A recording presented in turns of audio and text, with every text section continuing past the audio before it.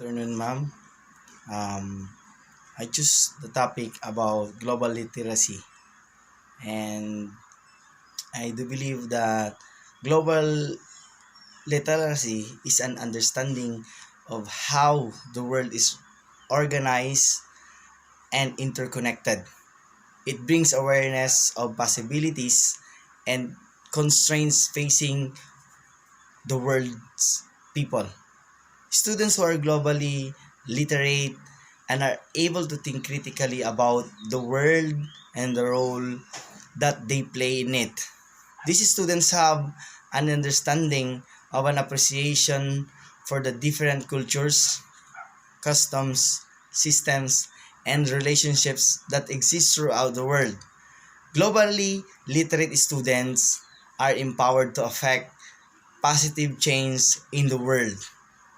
Global literacy. What is global literacy? According to the Asia Society based in New York City, to work, produce, and participate a global society, young people need knowledge. Number one is knowledge.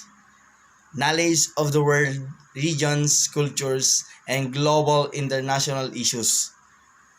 And they need also skills in communication and collaboration in cross-cultural environments and in languages and other than English, and in using information from different sources around the world, and the last, values of respect and concern for other cultures, peoples, and places.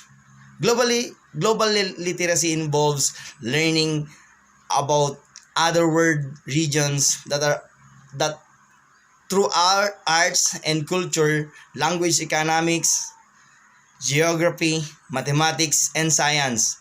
It can be interwoven through a variety of projects and activities including performances, festivals, celebrations, sports, games, and food, as well as various approaches to learning such as themes, simulations, leadership training, peer education, and mentorship, apprenticeship, and authentic experiences via travel and technology.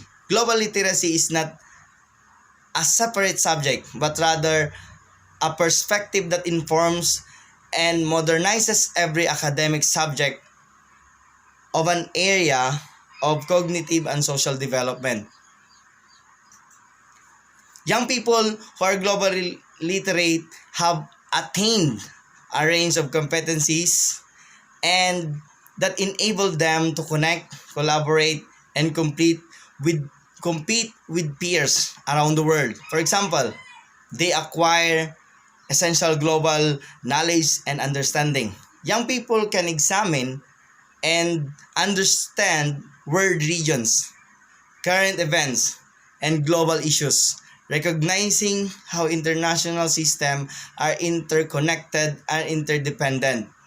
They understand the global dimensions of academic subjects, including literacy, science, and math. Okay, see the world from multiple perspectives.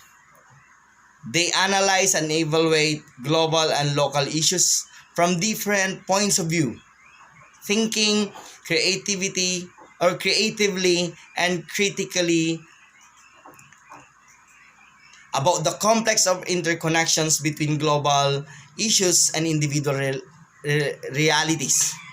Another one, communicate across cultures and boundaries. They participate effectively in diverse cultural situations and use language, technology, and collaboration skills to access information about and from the world and communicate effectively. Another one is take responsibility for their own learning and for the planet.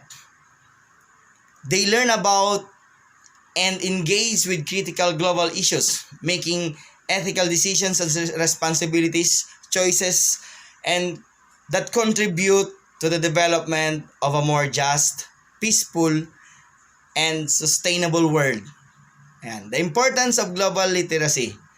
Today's students are graduating into a global society where at work, employees come in daily contact with people from around the world, and home, neighborhoods are becoming more diverse. Teaching global literacy today gives the students an intellectual foundation they'll be able to build on in the years to come. These are the advantages of global literacy. Global literacy promotes and encourages inquiry, reasoning and problem solving, collaboration, communication, and an understanding of the world, languages, and cultures, an understanding of globalized systems and political realities, responsible global citizenship, respect for diversity, and in understanding of the skills and technologies that are necessary for life in the 21st century, the ability for the students to become advocates for themselves and their city, state, or country. And that's the advantages. We go now to the disadvantages. The disadvantage or consequences of illiteracy: limited ability to obtain and understand essential information, unemployment. The unemployment rate is 2 to 4 times higher among those with little schooling than among those with bachelor's degrees. Lower income, another one, lower quality of jobs, then reduce access to lifelong learning and professional development. What is that? Global literacy could be defined as having global knowledge, global awareness, and the ability to grasp global events. It can also be described as the knowledge, access to, and comprehension of current political, social, and economic issues to enable the individuals to fulfill their roles as an active and global citizen. In short, it is the knowledge, yan, it is the knowledge of recognition and comprehension of the world by the individual. Global literacy traits would result in a successful human profile who is capable to contribute to own an universal cultural environment. In the present study, the concept of global literacy and global citizenship that arising as trends and requirements were scrutinized with document review technique, a qualitative research method, and the reflection of these concepts on the social studies curriculum was investigated. Ayan. The integration of the literacy in the curriculum.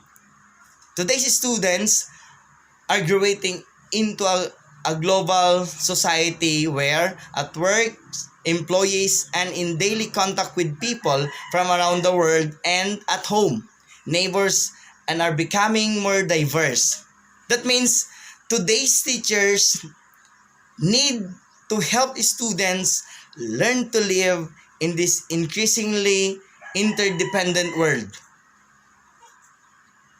Teaching global literacy today gives students an intellectual foundation they'll be able to build on in the years to come.